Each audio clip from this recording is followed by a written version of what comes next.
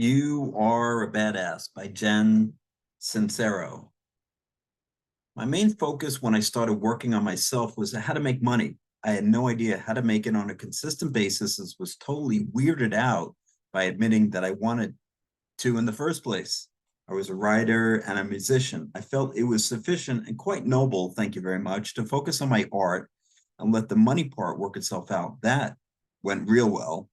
But I saw so many people doing such sleazy and heartbreaking things to make money, not to mention those people who were working jobs that were death of a thousand wounds boring, that I wanted no part of it. Add to that my slew of other crippling beliefs about the unholy dollar and its wonder, I wasn't eating out of a dumpster. I finally realized that I needed not only to focus on making money, but that I also needed to get over my fear and loathing of it if I wanted to start pulling it in. This is when the self-help book started infiltrating my house and the name tag started assuming their mandatory and humiliating post above my left boob.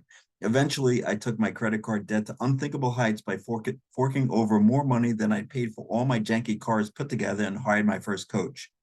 Within the first 6 months, I tripled my income with an online business that I created around coaching writers. And now I've grown it to a place where it affords me the means and the luxury to travel the world freely while I write, speak, play music, and coach people in all areas of their lives, using many of the concepts I used to so enjoy rolling my eyes at and which I now am obsessed. In an attempt to help you get to where you want to go to, I'm going to ask you to roll with some pretty out there things throughout this book. And I want to encourage you to have an open mind. No, on second thought, I want to yell in your face about it. Stay open or else you are screwed. I mean it. This is really important. You've gotten to where you are right now by doing whatever it is you're doing. So if you're less than impressed with your current situation, you clearly need to change things up. The first thing I'm going to ask you to do is to believe that we live in a world of limitless possibilities. I don't care if you have a lifetime of proof that you can't stop shoving food in your face, or that people are intrinsically evil, or that you couldn't keep a man if you were handcuffed to his ankles. Believe that anything is possible anyway. See what happens. What do you have to lose? If you try getting through this book and decide it's a bunch of crap, you can go back to your sucky life. But maybe if you put your disbelief aside, roll up your sleeves, take some risks, and totally go for it, you'll wake up one day and realize you're living the kind of life you used to be jealous of. While you explored and expanded into your new world, you also received messages from the people around you about the way things are. From the moment you could take it in, they started filling you up with a lifetime's worth of beliefs, many of which have nothing to do with who you actually are or what is necessarily true. E.g., the world is a dangerous place, you're too fat, homosexuality is a curse, size matters, hair shouldn't grow there, going to college is important, being a musician and artist isn't a real career, etc. The main source of this information was, of course, your parents, assisted by society at large. When they were raising you, your parents, in a genuine effort to protect you and educate you and love you with all their hearts, hopefully, passed on the beliefs they learned from their parents, who learned from their parents, who learned from their parents. The trouble is, many of these beliefs had nothing to do with who they actually are, were, or what is actually true. I realize I'm making it sound like we're all crazy, but that's because we kind of are. Most people are living in an illusion based on someone else's beliefs. This is why so many of us stumble through life doing everything we know in our conscious minds to do, yet remain mystified by what's keeping us from creating the excellent lives we want. For example, let's say you were raised by a father who was constantly struggling financially, who walked around kicking the furniture and grumbling about how money doesn't grow on trees, and who neglected you because he was always off trying and for the most part failing to make a living. Your subconscious took this in at face value and might have developed beliefs such as money equals struggle, money is unavailable. It's money's fault that I was abandoned by my father. Money sucks and causes pain. Cut to you as an adult who, in your conscious mind, would love nothing more to be raking in the dough, but who is subconsciously mistrusting of money, believes it's unavailable to you, and who worries that if you make it, you'll be abandoned by someone you love. You may then manifest these subconscious beliefs by staying broke no matter how hard you consciously try to make money, or by repeatedly making tons of money and then losing it in order to avoid being abandoned, or in a plethora of other frustrating ways. Here is the foundation for all the work we're about to do together on your life. The universe is made up of source energy. All energy vibrates at a certain frequency, which means you're vibrating at a certain frequency, and everything you desire and don't desire is also vibrating at a certain frequency. Vibration attracts like vibration. The trick is to have both parts, energy and action, working in unison. Unless your energy is lined up properly with that which you desire, really desire, any action you take is going to require way more effort to get you where you want to go, if it gets you there at all. Once in a while, you may get lucky doing one without the other. But if you get very clear on what you truly want rather than what you think you should want, believe that it's available to you regardless of your present circumstance by staying connected to source energy and keeping your frequency high, and take decisive action, you will eventually succeed. Have you ever had a dream where you're flying and you're having such a blast, but then you realize, hey, wait a minute, I'm flying. I can't fly. And then you come crashing back down to the earth and you can't get yourself back up again, no matter what you try? This is the way beliefs work. Even if it seems impossible, you have to have faith. If you are depressed, you are living in the past. If you are anxious, you are living in the future. If you're at peace, you are living in the present. Lao Tzu.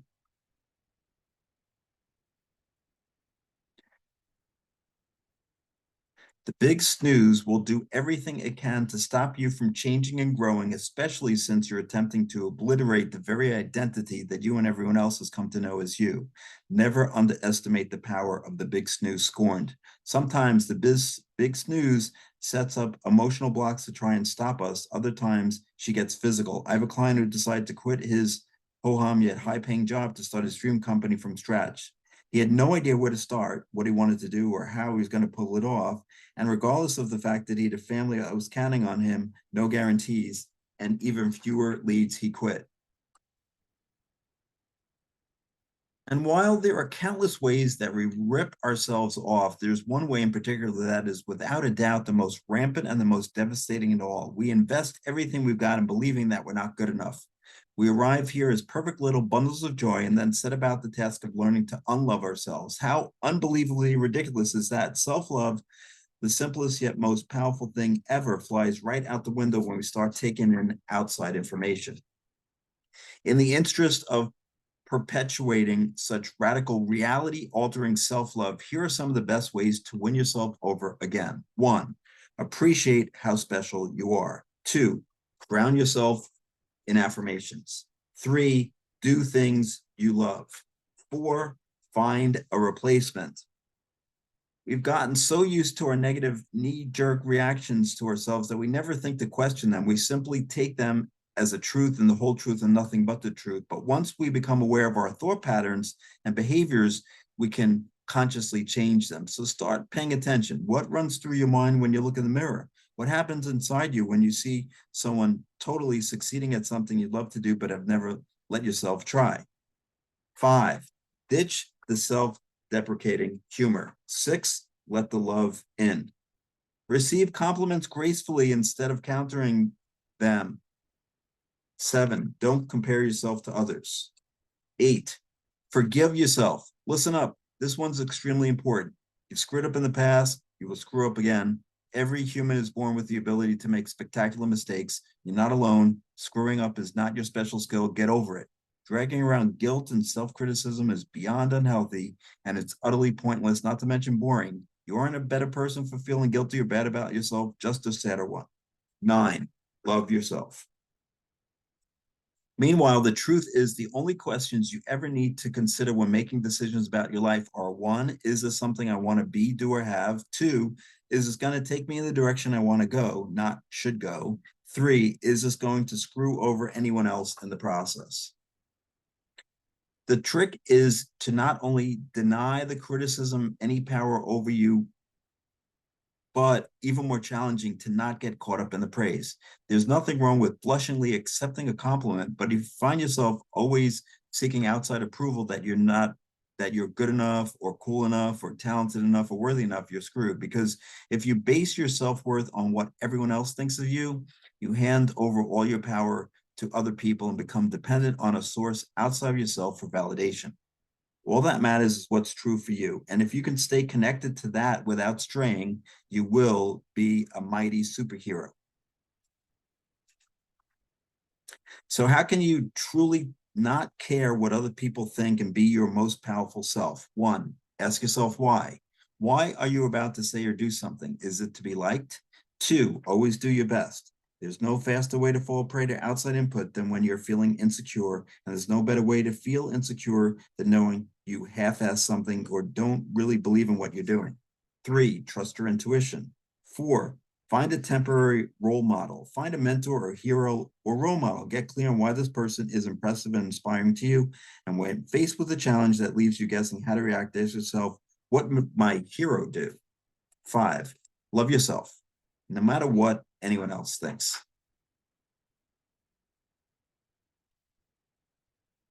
When we meditate, we practice getting into the vortex and connecting to source energy, which automatically brings us into the present moment, raises our frequency, opens us up to receive unlimited information and ideas, relaxes us, relieves stress, strengthens our intuition ability to focus, allows us to hear our inner voice more clearly, fills us with light and love, puts us in a good mood, helps us love ourselves. Meditating and being in the vortex is like riding the airstream of awesomeness.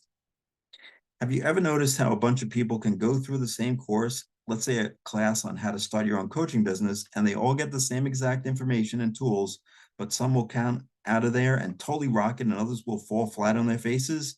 Even if they all have the same desire to succeed, create beautiful marketing materials, and do similar things, it's the ones with the proper mindsets who will succeed. The ones who kick ass are the ones who can see themselves kicking ass, who truly believe in themselves and what they're selling, who remind themselves how much they want to better people's lives with their coaching, who are excited to get compensated for selling it and have no limiting subconscious beliefs holding them back. The ones who feel weird or who worry they're being pushy and annoying, or who subconsciously believe that they don't deserve it or can't succeed, they're not gonna do so good. Your thoughts and beliefs dictate your reality. So if you want to change your reality, you have to change your beliefs. The problem is that most people are real protective of their beliefs and are usually fairly crotchety should you suggest that perhaps there's another version of the truth. Here are some tried and true ways to show your brain who's driving the bus. One, ask and it is given. Get quiet, get in the zone, and get in touch with source energy. Two, act as if. If you want something badly, even if you don't have any evidence that it's possible for you to attain, believe it is anyway. Fake it until you make it. Three, upgrade your environment. If you aspire to have a more up-leveled and inspiring lifestyle than you presently have, and you actually visualize this for yourself, it's going to be quite a struggle to keep your thoughts large and in charge if every time you pull up to your rickety-ass house, you hear the Sanford and Son theme song start up in your head. So even though you're going to be thinking, imagining the change before it happens, do what you can to make some upgrades to where you're at now. Give the place a paint job and clean it up. Get new furniture, fix up what you already have. Throw out the clutter, let some air in, hang inspiring art on the walls. Four, make a vision board. Our minds think in images. If someone says a horse wearing red lipstick, you instantly create a picture in your mind of a horse wearing red lipstick. Feeding your mind full of images of the things and experiences that you want to manifest, your dream house with the infinity pool in Mexico, rolling around on the beach with your red hot lover, volunteering to help little kids learn how to read at your local library, laughing your face off surrounded by dear friends. It's hugely powerful because your mind sends that image out to source energy, which begins the process of pulling it in. Five, surround yourself with people who think the way you want to think. Six, love yourself, unless you have a better idea. If you've ever known what it's like to be in your groove and are having trouble finding your way right now, think back to your attitude and what your priorities were when you were totally lit up about life, and use them to help you give the clarity and the kick in the rear end you need now. Here are some nuggets of wisdom I gleaned from the crotch days that I still find useful. One, just see what you can get away with. Life is ridiculous. It seriously is. We have no freaking idea what we're even doing here, spinning around on this globe in the middle of the solar system with who the hell knows what out there beyond it. Making a big fat deal out of anything is absurd. It makes much more sense to go after life with a sense of why not instead of a furrowed brow. One of the best things I ever did was to make my motto, I just want to see what I can get away with. It takes all the pressure off, puts the punk rock attitude in, and reminds me that life is but a game. Two, lose track of time. Three, keep being the beginner. And four, love yourself. And the bluebirds of happiness will be your permanent backup singers. As my niece so clearly understood, giving is one of our greatest joys. It's also one of the most fearless, and powerful gestures there is. When we trust that we live in an abundant universe and allow ourselves to give freely, we raise our frequency, strengthen our faith, and feel awesome, thereby putting ourselves in flow and the position to receive abundant amounts of return. When we're in fear, we hold on to what we've got because we don't care that there's more. We pinch off the energy we're scared to share, and we focus on and create more of the very thing we're hoping to avoid, which is lack. The more consistently you stay in gratitude and focused on that which is good, the stronger your connection to source energy, and the more quickly and effortlessly you'll be able to manifest that which is unseen in your reality. This is the almighty power of gratitude. But wait, there's more. Gratitude also strengthens your faith. If you want to radically change your life, strengthen your faith that we live in an abundant, benevolent universe by being grateful for everything you've already manifested and all the good that's hurtling towards you. Be grateful that you have the power to manifest any reality you desire and leap into the void to go get it. Decide you'd rather be happy than right. Sometimes the road to freedom lies in deciding you'd rather be happy than right. All you have to do is make the choice to let go of everything you're so attached to that's not serving you and manifest the reality that you want. Life is an illusion created by your perception, and it can be changed the moment you choose to change it. Our entire experience on this planet is determined by how we choose to perceive our reality. Start paying attention. What are your favorite self-sabotaging stories? What do you hear yourself think and say over and over again that has become who you are, or rather, who you think you are? Bust yourself in your own tired, old, broken records right now so you can set about rewriting your stories and create the kind of life you love.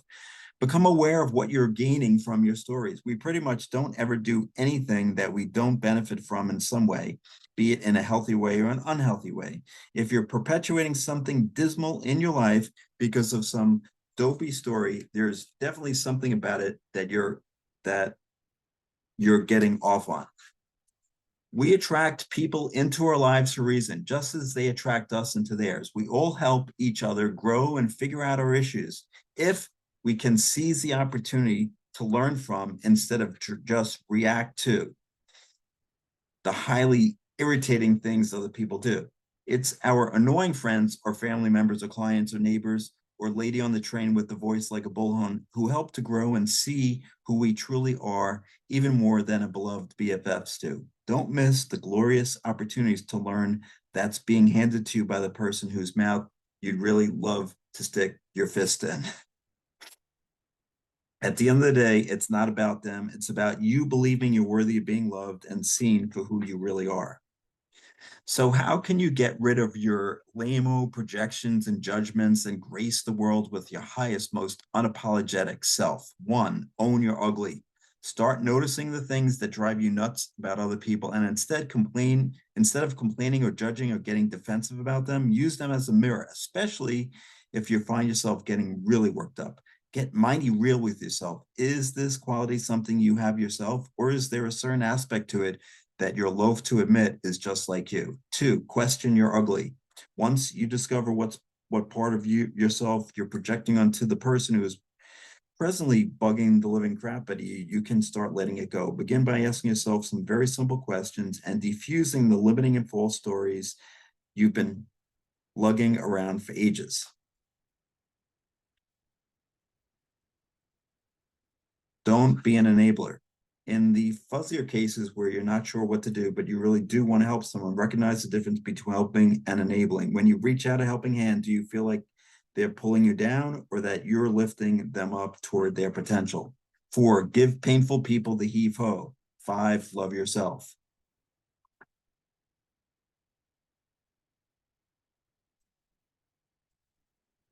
So often we pretend we've made a decision when what we've really done is signed up to try until it gets too uncomfortable.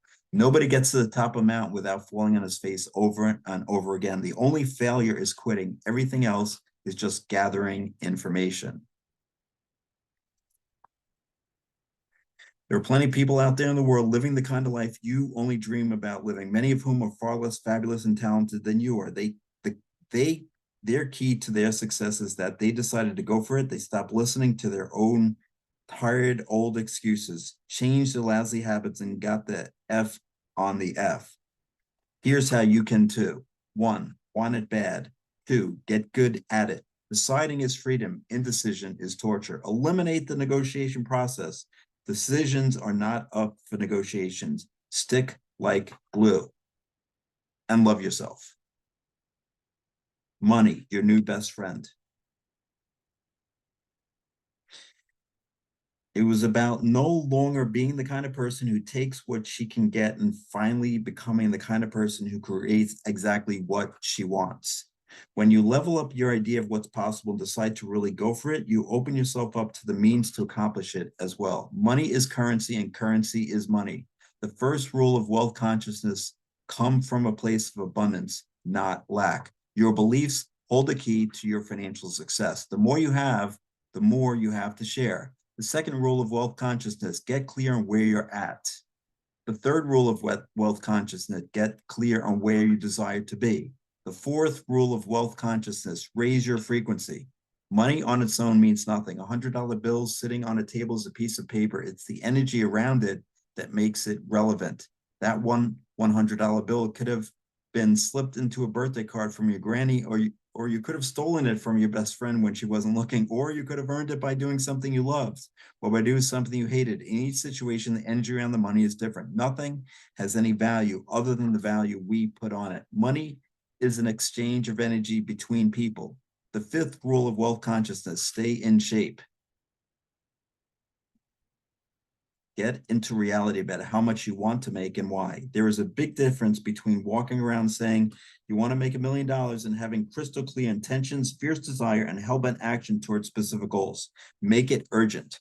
Ever notice how when your rent is due in a week and you have no idea how you're going to pay it, or if you really need a specific amount of money for a specific urgent purpose, like getting a throbber of a rotten tooth pulled, then you always manage to somehow figure out how to get the money just in time. Usually a check that you had forgotten about arrives in the mail, and an unexpected freelance job comes in, or you suddenly develop the nerve to ask somebody for a loan, or you sell grandma's jewelry, or you compete with the 5-year-old selling lemonade down the street to make a killing. You shift from wasting your time whining and worrying because you're suddenly too busy making it happen. This is the power of clarity, urgency, and not screwing around. Envision yourself with this money and the specific things and or experiences it's going to provide. Take hell-bent for glory action. Do everything you can think of to manifest this money, new lifestyle. If you got your own business, what new programs could you offer? What new products could you sell? Can you raise your prices, leverage your time, sign on bigger and fancy clients, sell more to the clients you already have, pick up a part-time job? If you work for someone else, ask for a raise or look for a new job that pays more. Get mentoring. Surround yourself with people who know more than you do. Read about them, study them, hang out with them and hire them, and love yourself. And you will have it all. Remember to surrender. Surrender to what is. Say yes to life and see how life suddenly starts working for you rather than against you. Eckhart Tolle. Your faith in the universe must be stronger than your fear of not getting what you want. Surrendering is the part where you hand the job over to the universe. Your life is your party. You get to choose how you invite people and experiences and things into it. Energy needs to flow or else it stagnates. Surrendering puts you in the flow. Here's the big basic breakdown on how to surrender. Get crystal clear on what you desire to manifest. See it, feel it, taste it, fall in love with it, believe it is already here. Decide you will have it. Inform the universe of your intention by behaving and thinking as if you already have it. Meditate, connect with infinite possibility, your intuition, and source energy. Take hell-bent, joyful, passion-fueled action. Be grateful that it's yours, that it's already here. Breathe, let it go, let it in. When you believe that everything you desire already exists, you're in a natural state of surrender. And love yourself. Doing versus spewing. God will not have his work made manifest by cowards. Ralph Waldo Emerson. An epiphany is a visceral understanding of something you already know. You have to keep the faith always, even when your ass is on the line. Here are some ways to take what you've learned in this book and seal the deal. 1, give your bad habits the heave-ho. 2, breathe amongst the people. Your superhero power, i.e. your connection to source energy, is available to you 24/7, not only when you're sitting cross-legged in your robe meditating. Once you get your brain used to shutting up and tuning into source energy, you can start doing it throughout the day. 3, hang high. Hang out with people who are kicking ass and who will make you feel like a giant loser if you're not kicking ass too. I Obviously, can't stress this enough. 4, set honest goals. 5, read your manifesto. Write down your goals and your vision of your ideal job in the present tense and be as specific as possible. 6, get out your credit card and pay for some help already. 7, get your body in on it. 8, use your secret weapons. And 9, love yourself.